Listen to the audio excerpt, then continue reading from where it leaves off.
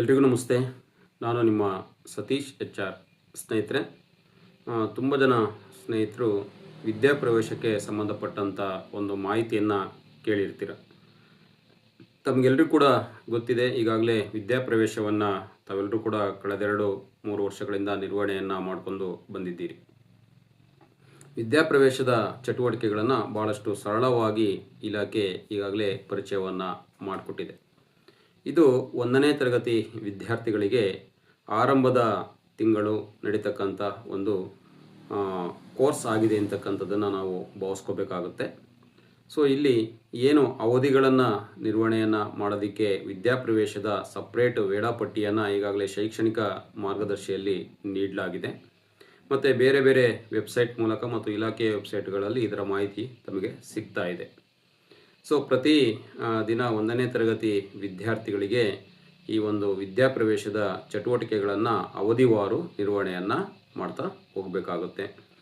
ಶುಭಾಶಯ ವಿನಿಮಯ ಅಂತಕ್ಕಂಥದ್ದು, ಆಮೇಲೆ ಅಲ್ಲಿ ಬರ್ತಕ್ಕಂಥ ಬೇರೆ ಬೇರೆ ಅವಧಿಗಳಲ್ಲಿರ್ತಕ್ಕಂಥ ನನ್ನ ಸಮಯ ಅಂತಕ್ಕಂಥ ಚಟುವಟಿಕೆಯ ಅವಧಿ ಇರ್ಬೋದು, ಸಂಖ್ಯಾಜ್ಞಾನಕ್ಕೆ ಸಂಬಂಧಪಟ್ಟಂಥ ಅವಧಿ ಇರ್ಬೋದು, ಬುನಾದಿ ಸಾಕ್ಷರತೆಗೆ ಇರ್ತಕ್ಕಂಥ ಅವಕಾಶದ ಅವಧಿ ಇರ್ಬೋದು, ಆಮೇಲೆ ಏನು ಕಲಿಕಾ ಮೂಲೆಗಳನ್ನು ನಾವು ಗುರುತಿಸಿದ್ವಿ. ಮೊದಲು 8 ಮೂಲೆಗಳನ್ನು ಕೊಡಲಾಗಿತ್ತು, ಈಗ 4 ಮೂಲೆಗಳಿಗೆ ಅದನ್ನು ಸೀಮಿತಗೊಳಿಸಿರ್ತಕ್ಕಂಥದ್ದು.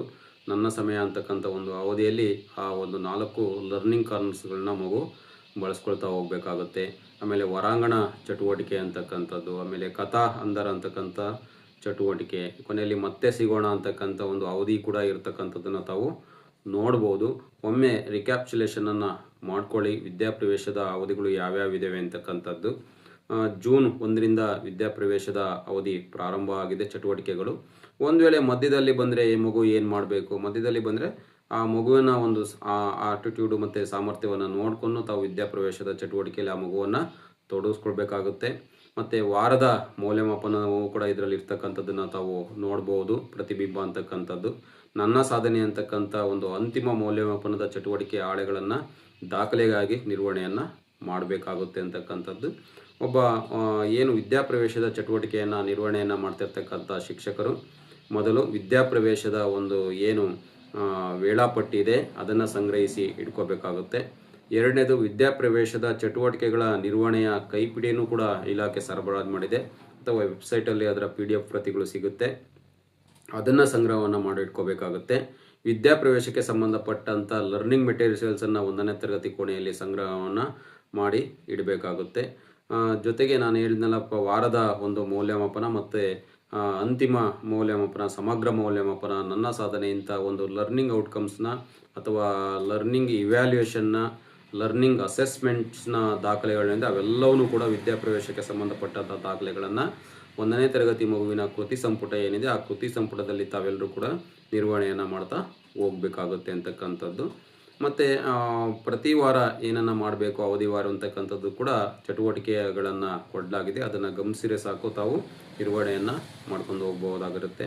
ಸೊ ಇದಕ್ಕೆ ಸಂಬಂಧಪಟ್ಟಂಥ ಒಂದು ವೇಳಾಪಟ್ಟಿಯ ಅನುಸಾರ ನಿರ್ವಹಣೆ ಮಾಡ್ತಕ್ಕಂಥ ಚಟುವಟಿಕೆಗಳನ್ನು ಮುಂದಿನ ದಿನಗಳಲ್ಲಿ ನಾನು ಪರಿಚಯವನ್ನು ಮಾಡಿಕೊಡೋದಕ್ಕೆ ಬಯಸ್ತೇನೆ. ಇದಾಗಿತ್ತು ವಿದ್ಯಾಪ್ರವೇಶ ಅಂದರೆ ಏನು, ವಿದ್ಯಾಪ್ರವೇಶ ಯಾರಿಗಿದೆ, ಮತ್ತು ವಿದ್ಯಾಪ್ರವೇಶದ ತರಗತಿಗಳ ನಿರ್ವಹಣೆಯನ್ನು ಯಾವ ರೀತಿ ಮಾಡಬೇಕು ಅಂತಕ್ಕಂಥ ಒಂದು ಮಾಹಿತಿ.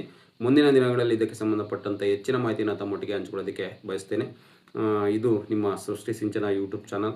ಸಾಕಷ್ಟು ಶೈಕ್ಷಣಿಕ ವಿಚಾರಗಳನ್ನು ಪರಿಚಯವನ್ನು ಮಾಡಿಕೊಡ್ತಾ ಇದೆ, ಸಾಹಿತ್ಯ ವಿಚಾರಗಳನ್ನು ಪರಿಚಯವನ್ನು ಮಾಡಿಕೊಡ್ತಕ್ಕಂಥ ಯೂಟ್ಯೂಬ್ ಚಾನಲ್ ಇದಾಗಿದೆ.